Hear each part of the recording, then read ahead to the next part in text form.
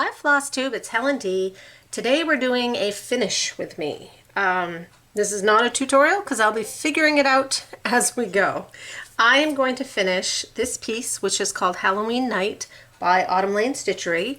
And this is the piece, and I know it's not really going to show up well over here, but this is the piece that I bought this big bat mirror for. I bought this at JoAnn's. I don't believe you can still get it. Some stores had it. It wasn't online, but this is what I'm going to finish in here.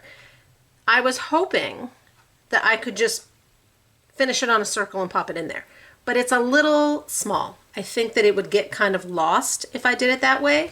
So what I'm going to do instead is mount it on some fabric and then with a trim and then put the whole thing in there. So this ended up being about 9 inches, and the mirror I think was like 12 and a half, 12 and a quarter. Now these wings do stick out a little bit. I'm hoping that won't be a problem once we get going. We'll figure it out together. So the mirror came with a mirror, obviously, and then also, just gonna set this aside, it had this piece of backing in it, which was just black corrugated cardboard. I recycled the mirror ages ago, but I kept this because I figured this way all my measuring is done for me. So what I did, and I did a few things ahead of time so that there'd be less editing, I took this backing, and I know this is the exact size as the back of that mirror. So I traced this and cut it out on 2 pieces of mat board. You probably don't need 2. I'm going to mount fabric on one, and then the stitching on top of that, and then the second one I'm going to use as a back, like when you have a picture frame and you put a piece in the back to close it up. I didn't want to use the black one for that because I know that that is definitely not acid free, and I didn't know if the black would rub off on anything. So I thought I'm just going to use what I'm used to, the materials I'm used to. So I traced these on my mat board. I cut them out just with a pair of scissors. I did the best I could. They don't have to be perfect because they're going in the mirror. Like they're going in the frame, so the edges will be covered. So these are ready to go. Then I measured my stitching. And like I said, it was about 9 inches. Just shy of 9 inches. So I used this thing. Protractor, compass. I don't know which one it is. I say it wrong and different every single time I do one of these videos. I used this device and I measured out a circle right around 10 inches. And I cut that out. This one I chose to do out of foam core, because I'm going to do a ribboned edge and I need a little space to poke my pins into. The foam core was more difficult to cut. I used my little craft X-Acto knife, and I just had to freehand it. I mean, I traced it, right? I had a circle, and then I had to freehand the line. So it's a little wonky in places, but it will be okay. So I have my circle. I have my stitching. The other thing that I cut out was to go on top of my stitching. I wanted some batting to give it a little cushion. And normally I just do 1 piece, but this one I think I'm going to do 2. So I cut out 2 pieces of cotton batting. I have the Warm and Natural. That's just what I have. The package I have is for like a twin size quilt. It's lasting me a good long time.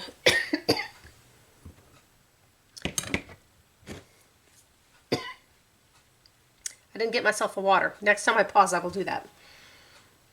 So the first thing I'm going to do is get my stitching on. So I have my foam core, my 2 pieces of batting. I'm going to use a little bit of this score tape, which is a acid-free double-sided tape that rips really easy. That's why I like this one. And I'm just going to put this on there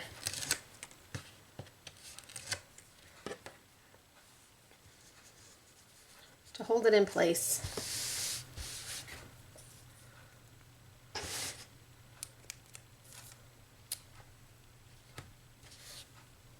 as we go.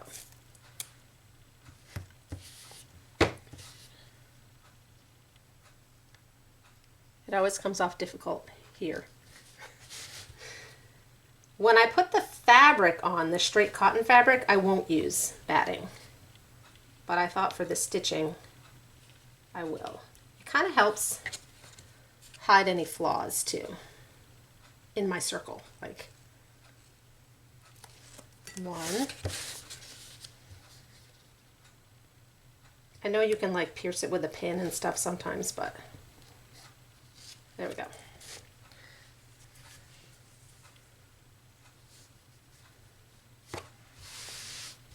So there's 2 pieces of batting, complete with cat hair, on my foam core. So I'm going to do this the same as I would as if it were a giant circular ornament. It's the same method.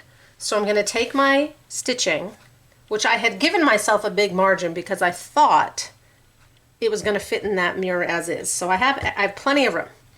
So this is going to, and you can either do it from behind or either way, it doesn't matter. I'm just plopping that on there. And then I'm going to cut a couple inches all the way around. And that's what, this is kind of a bigger piece for my space. Knocking things down. Don't look behind. Don't look behind the curtain, there's a mess. So I'm gonna cut this a couple inches. Doesn't have to be perfect. This fabric, by the way, is light lavender, and it was by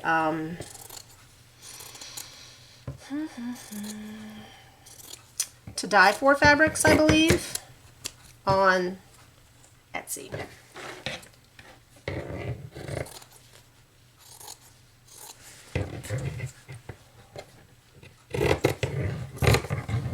Mine is a 14 count.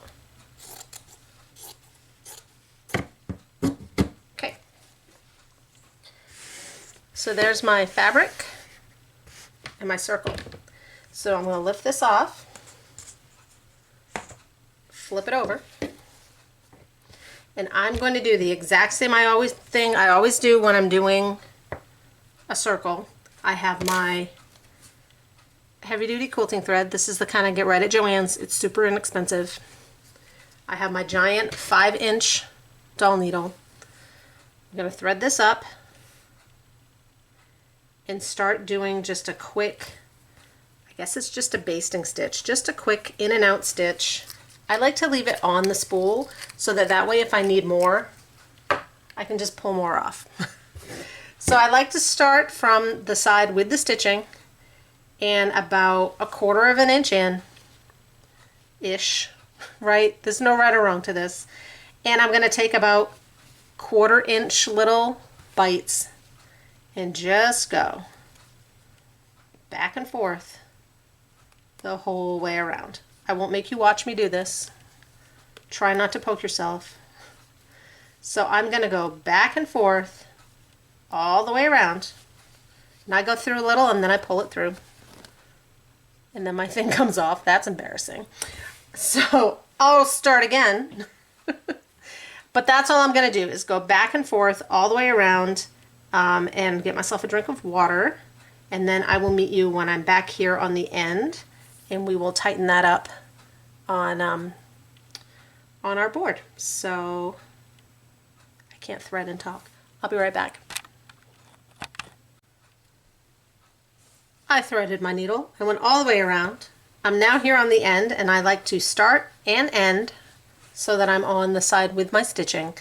I switched to my small needle for the next step because the big one's a little hard to maneuver. So before I squeeze it all together, I like to come in here and just knot off the side I'm currently sewing with, the small side, so it doesn't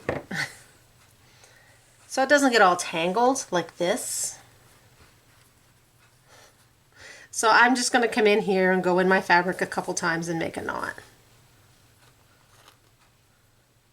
And like I said, this is exactly how I make round ornaments.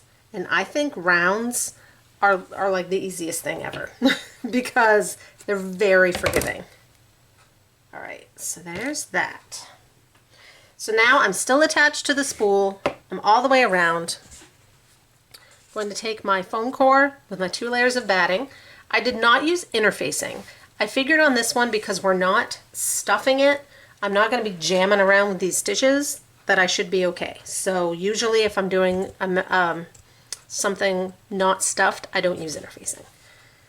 It also keeps the fabric then a little softer so that it pulls easier. So I'm just kind of feeling around to see if I got any edges flipped up on my batting. And I'm just going to pull. And then we're going to flip it around to the front and see how close I got. Like, I'm not lining this up at all. And this is going to cinch right up. And then, like, I'm off, right? It's way tight over there and loose over there. So I can kind of use my hands.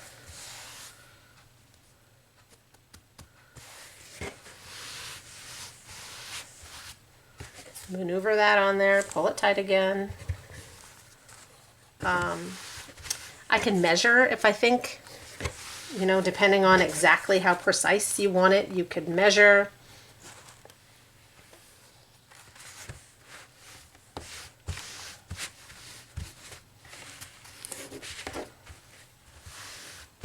I'm gonna eyeball it.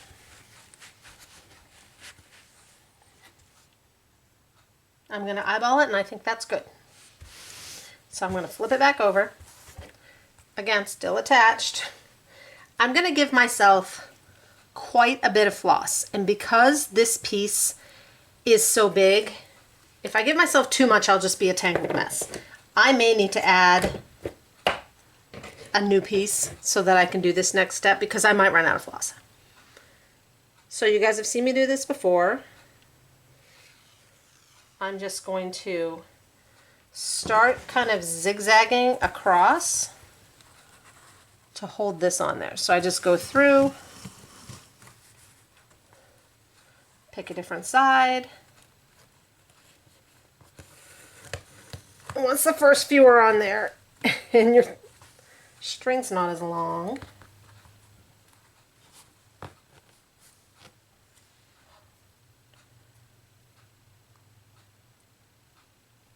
there. So I just, like I said, turn, no rhyme or reason. Once I've gotten a few on here, I'll flip it over and see if there's any specific areas that need a little more work than others.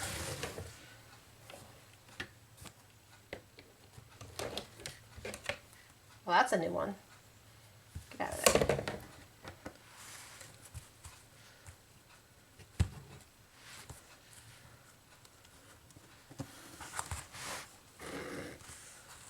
All right, let's flip it over and see. So I'm looking for any especially bumpy spots. Surprisingly, I don't see many, and that might be because we use the 2 layers of batting. It's pretty smooth around the sides, and we're going to be pinning the ribbon in, so that will also help hide any imperfections. So I probably won't need to add more. I can just tie this off and call it good. So to tie it off, again, I just kind of go through a little bit, make a knot, and I'll do that twice.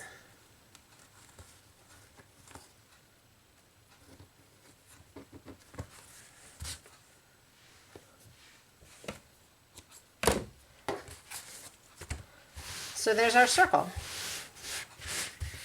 So for my background, I had 2 fabrics that I'm looking at using, and I couldn't really decide until this was in the circle, so I could see how it would really look on them.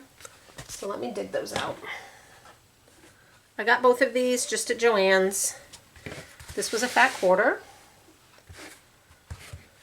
And the ribbon I got for the edges, I have a white and a black. So this one has little dots on it. I don't know how much it's showing up. This one is a very forgiving fabric because there's no directionality. And then the other one I got, this one with the checks. And this one I didn't know if it would look, the checks are very structured, so I think I'm going to go with this one. And this was just a fat quarter, one of their pre-made fat quarters. So for this, we're going to take one of those mat board pieces we made for the back. We're going to do, and I'll do it off camera, exactly the same thing.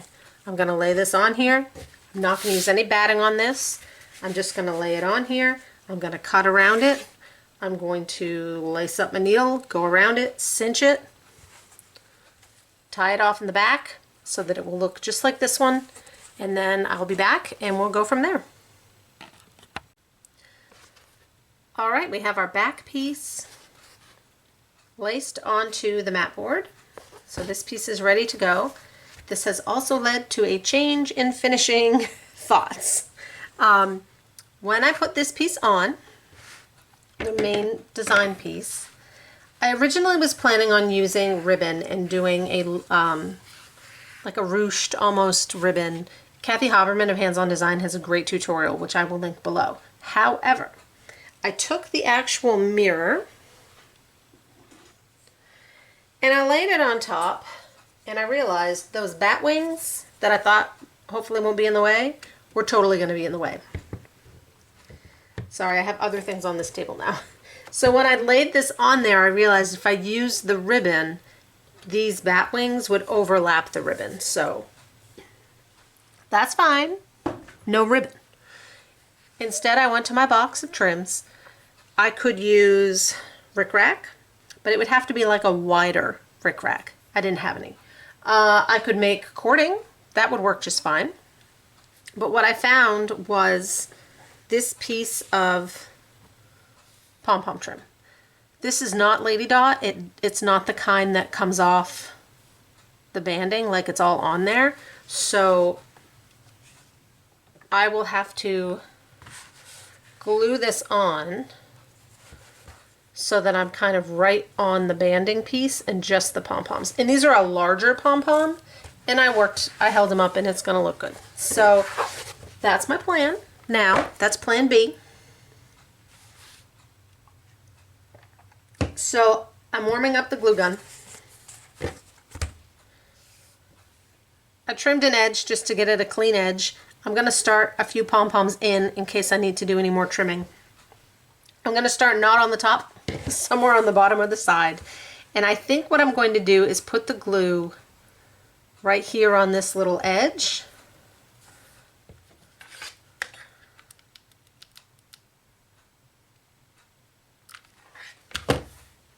And then I can be a little more precise with where that's gonna go. So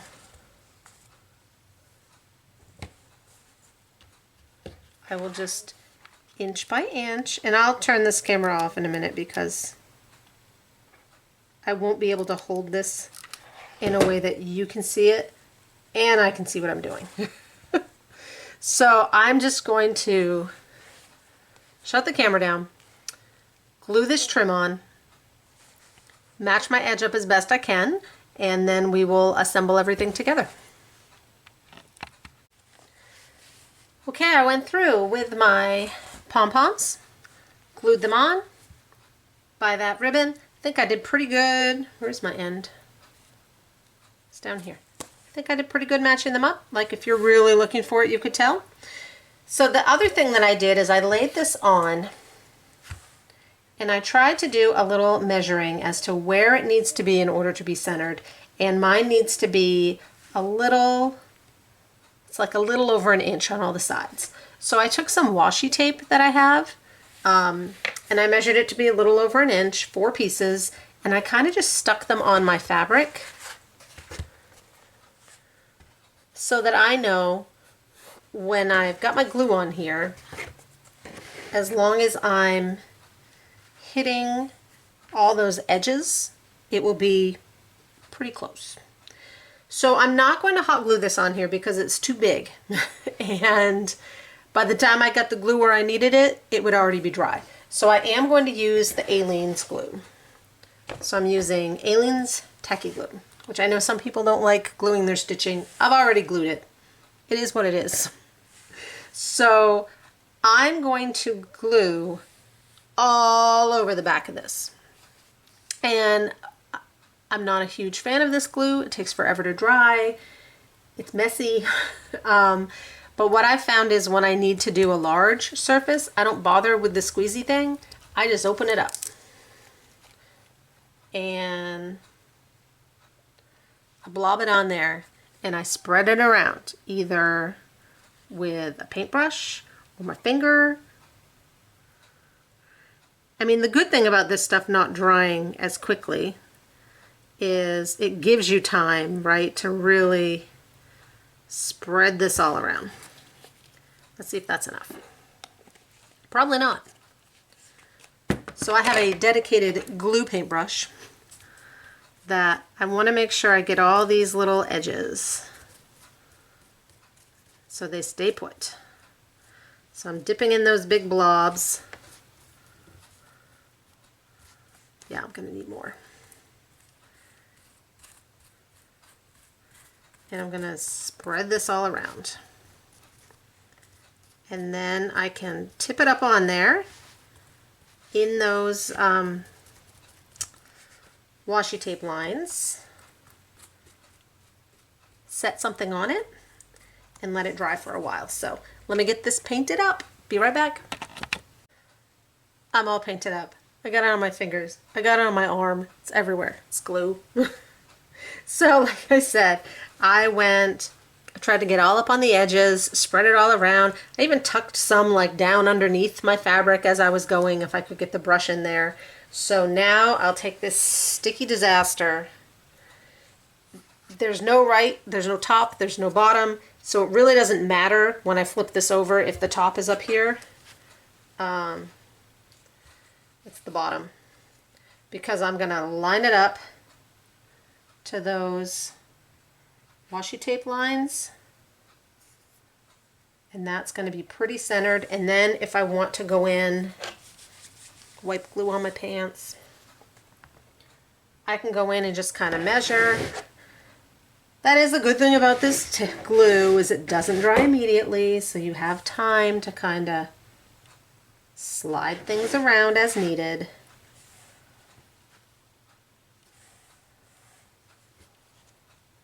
And then once I have this where I want it, I'm going to put a couple of heavy books or heavy something or others on top of it, and I'm going to let that dry. I'll probably let it dry an hour and go have lunch, and then I'll come back and we'll put everything together, the final stages. All right, here we go.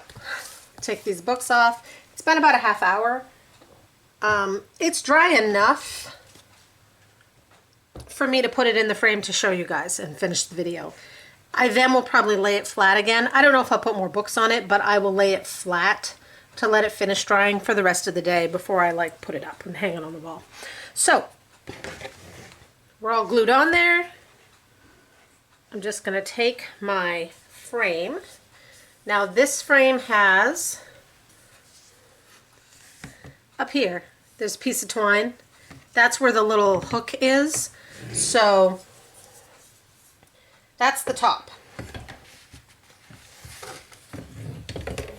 So I'm going to make sure all my little tabs are up and just flip this over and in there.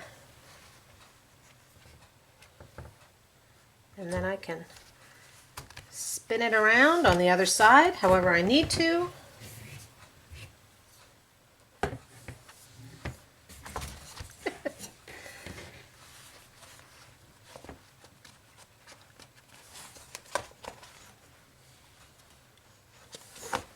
And the good thing about this is once it's on the wall, right, if it's not quite right, you can just give it a spin. All right, mine's not going to be quite, but I will give it a spin and get it finalized off camera. So I'm putting that backing piece in, and I'm just going to close my tabs. That'll hold it in good and tight. And then I did notice one of my bat wings is kind of pinching, but I think I can kind of bend that out of the way just to kind of get that off my piece. That's really, this one here is the only one. So I may take my pliers and kind of bend that up just so it's not pinching. These other two are just poking in, which is fine, but it's this one here that I might just give a little bend so that it's not on there. Now, I know that you can't see the whole thing, but it's in there. I think it's going to be great. I'm excited to go hang this up on the wall once everything has finished drying. If you have any questions, post them below, let me know, and I'll see what I can do to make sure I keep on top of those. So, hope this was helpful, and I will see you guys later. Bye.